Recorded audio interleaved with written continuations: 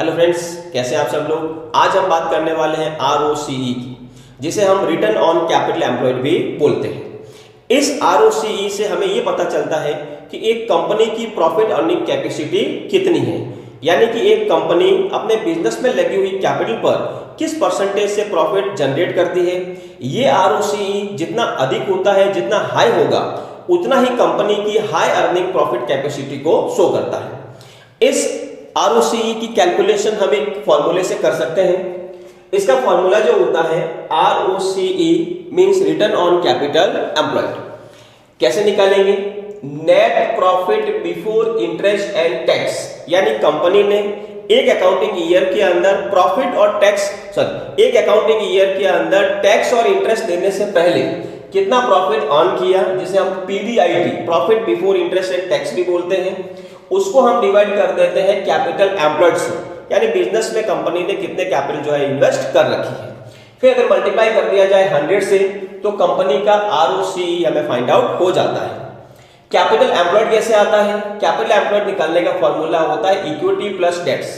Equity का मतलब होता है कि शेयर होल्डर का कितना पैसा कंपनी में इन्वेस्टेड है, और डेट जो होता है उसे हम नॉन करंट लायबिलिटीज, यानी कंपनी ने जो लॉन्ग टर्म लोन ले रखे होते हैं उन्हें बोला जाता है डेट्स। तो कंपनी के अंदर शेयर होल्डर का जो पैसा है उसे बोलते हैं इक्विटी या शेयर होल्डर फंड, और जो कंपनी के लॉन्ग टर्म लायबिलिटीज होती है यानी नॉन करंट लायबिलिटीज, उसे बोला जाता है डेट्स। इन दोनों को ऐड कर देते हैं तो आ जाता है कैपिटल एम्प्लॉयड। तो इस बिजनेस में लगी हुई कैपिटल एम्प्लॉयड पर कंपनी इंटरेस्ट और टैक्स देने से पहले कितना प्रॉफिट जनरेट करती है, कितना प्रॉफिट अर्न करती है। इससे ये भी पता चलता है कि कंपनी अपनी कैपिटल का किस तरीके से यूटिलाइज कर रही है। तो ये रेशियो जितना हाई होगा, उतना ही कंपनी के प्रॉफिट अर्निंग कैपेसिटी के पॉइंट ऑफ व्यू से अच्छा माना जाता है। अब हम इसको एक एग्जांपल से चेक करते हैं कि ROCE जो हम किस तरीके से कैलकुलेट कर सकते हैं।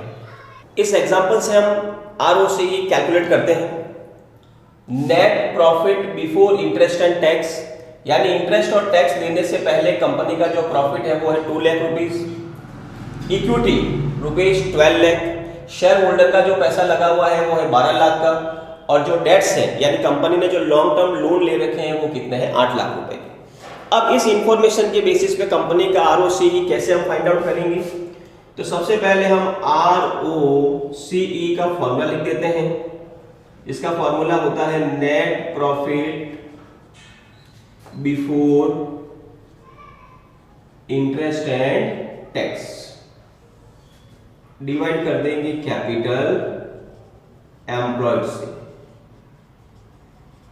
और परसेंटेज में कन्वर्ट करने के लिए मल्टीप्लाई करते हैं। तो net profit before interest and tax, net profit before interest and tax ये कंपनी का है 2 लाख रुपए। कैपिटल एम्प्लॉयड, कैपिटल एम्प्लॉयड का मतलब होता है डेट्स प्लस इक्विटी, यानी इक्विटी शेयर होल्डर का पैसा और डेट्स, इन दोनों को अगर प्लस कर दिया जाए तो ये आ जाता है डेट्स 20 लाख,